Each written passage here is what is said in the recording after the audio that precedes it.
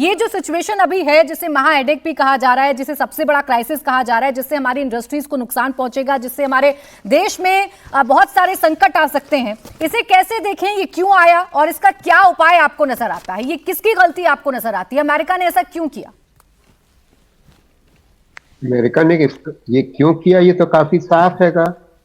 America ने 50% का tariff क्यों लगाया है, ये साफ है, क्योंकि वो चाहते हैं कि हम रूस से तेल ना खरीदें। 25% का तेल तो वो वैसे ही का टैरिफ तो वो वैसे ही लगा रहे थे और वो उससे नुकसान होता, मगर उतना नुकसान इस वजह से ना होता क्योंकि जो हमारे कॉम्पिटिटिव देश हैंगे, वियतनाम है इत्यादि, उन पर भी, और इंडोनेशिया है, उन पर जो रेट लगा है, टैरिफ का रेट, वो करीब 20% है। हमारे ऊपर 25 होता तो हमारे ऊपर उतना नकारात्मक असर ना होता। ये एक टेम्पररी मूव है ट्रंप का, जो संभावना ये है कि ये खत्म हो जाएगा जल्दी ही, क्योंकि जो लड़ाई चल रही है रूस और यूक्रेन के बीच में, उसके खत्म होने की संभावना है कि अगले कुछ हफ्तों में रूस पूरी तरीके से नीपर रिवर पे हावी हो चुका होगा, कीव को भी उसने कैप्चर कर लिया होगा और ज़ेलेंस्की साहब घुटने टेक देंगे और ये जो वॉर है वो खत्म हो जाने के कगार पे होगी। वो कगार पे जब होगी तो वैसे भी ये मुद्दा जो हम पर ये 25% अधिक जो टैरिफ लगा है वो वैसे भी चला जाने की संभावना है, क्योंकि कोई नहीं चाहता, जैसे ये बात चर्चा हो चुकी, कोई नहीं चाहता, आखिरी बात कह रहा हूं, मेरी बात पूरी सुन लीजिएगा मेहरबानी करके प्राची जी,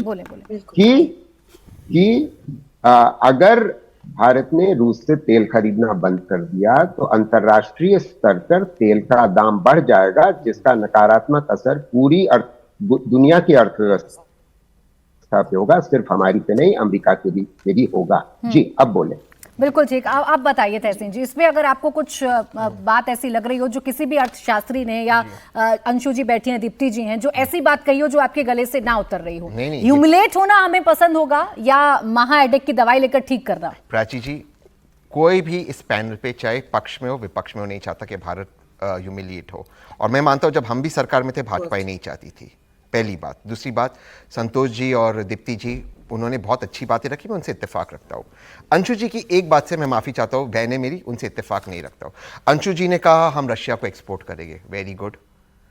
ईरान को, जब हम ईरान से ऑयल खरीद रहे थे, अंशु जी मेरी बात को ध्यान से सुनना, तब हमें एक्सेप्शन मिला था, हमें ईरान के लिए सरदार मनमोहन सिंह जी ने एक्सेप्शन लाया था ईरानियन ऑयल खरीदने के लिए। और मैं बिल्कुल प्रोफेसर संतोष जी की बात से मानता हूं कि इंडिया का कर्तव्य है रशियन ऑयल खरीदना ताकि वर्ल्ड प्राइसेस कम हो, ये तो खुद अमेरिका ने कहा है। लेकिन अब आप मुझे बताएं, हम एक्सपोर्ट इंपोर्ट करेंगे रशिया के साथ, वो सैंक्शन है, हम वो पैसे कैसे देंगे? ये रशियन तेल का पैसा हम चाइनीज करेंसी में दे रहे हैं, जो हमारा दुश्मन देश है। मैं बार बार गले फाड़ के इंडिया टीवी पे पिछले 2 साल से कह रहा हूं, प्राची जी आपके शो में कहा है उसका विकल्प नहीं, हमने फ्यूचर प्लानिंग करी है, बीजेपी के प्रवक्ता कह रहे भाई फ्यूचर प्लानिंग करी तो इसका प्लानिंग क्यों नहीं किया आपने? क्यों नहीं किया भाई आपने?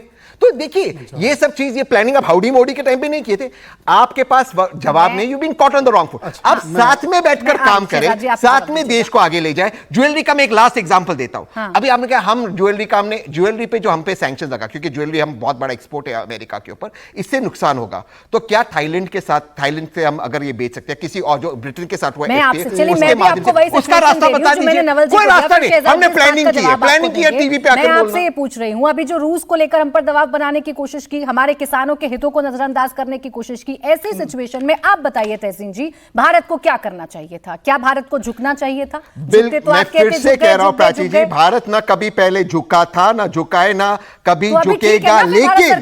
लेकिन जब विपक्ष आपको कह रहा था कि ट्रंप फ्लिम्जिकल है, इस पे भरोसा नहीं रख सकते, जब इसने आपका जीएसपी विड्रॉ किया पहले टर्म में, आप क्यों उस वक्त आपने विपक्ष को सरकार का फैसला या आज जो सरकार का स्टैंड है वो क्लियर है कि नहीं? सरकार का आज भी दुर्भाग्यपूर्ण स्टैंड क्लियर नहीं है। आज भी क्लियर नहीं है स्टैंड, आज भी क्लियर नहीं है।